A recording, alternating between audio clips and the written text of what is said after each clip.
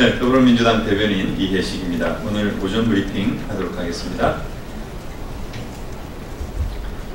더불어민주당과 문재인 정부는 일본의 단기적인 대응에 휘둘리지 않고 이번에야말로 대일의존적 산업체계를 혁신해 나갈 것이다.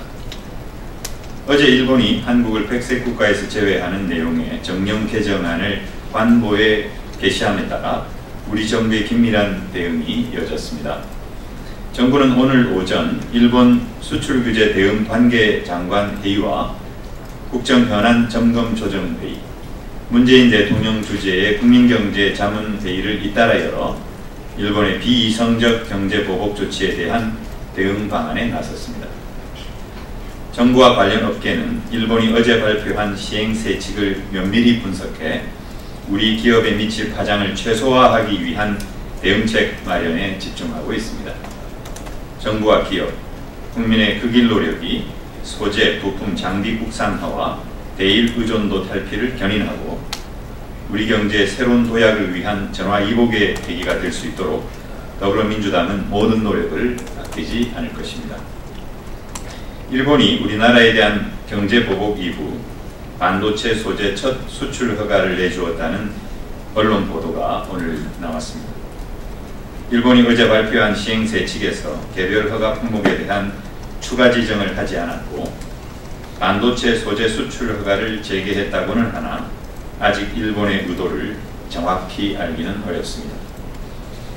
오히려 시행세칙의 내용이 전반적으로 모호하다는 것이 일반적인 평가이기 때문에 일본은 제반 규정을 자의적으로 해석해 수출 규제의 강약을 조절할 가능성이 큽니다.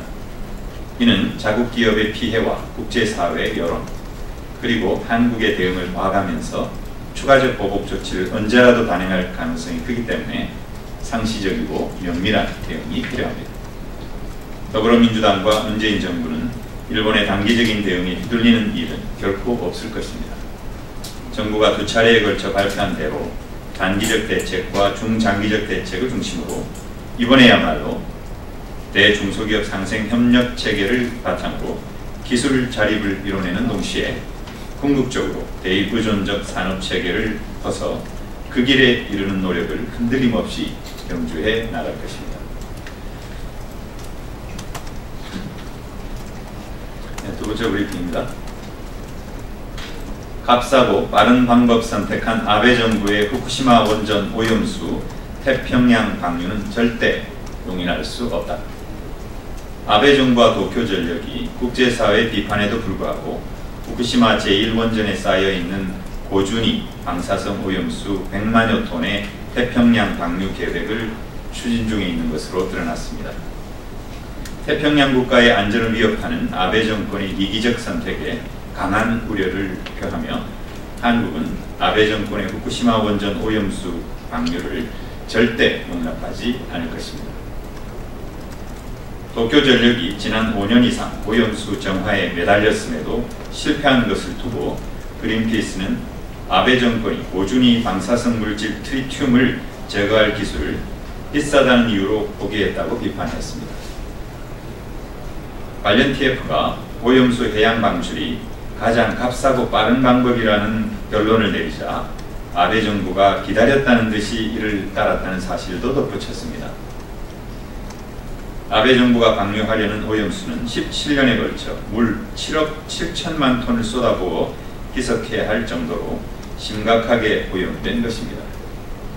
63빌딩 용적에 맞먹는 방산 오염수는 태평양 바다를 돌며 생태계를 위협하고 태평양 인근 국가, 특히 대한민국의 안전을 심각하게 위협할 것이 명백합니다. 관련 정보를 투명하게 공개하지도 않고 후쿠시마산 식자재가 안전하다고 억지 주장하는 아베 정부가 자국 국민을 위협하는 것도 모자라 자국의 위험물질을 전 인류에게로 떠밀려 하고 있습니다. 한국을 포함한 국제사회는 이를 절대 용인할 수 없으며 아베 정권은 당장 원전 오염수 태평양 방류 계획을 중단하고 제대로 된 정화 작업에 나설 것을 촉구합니다. 네, 이상입니다.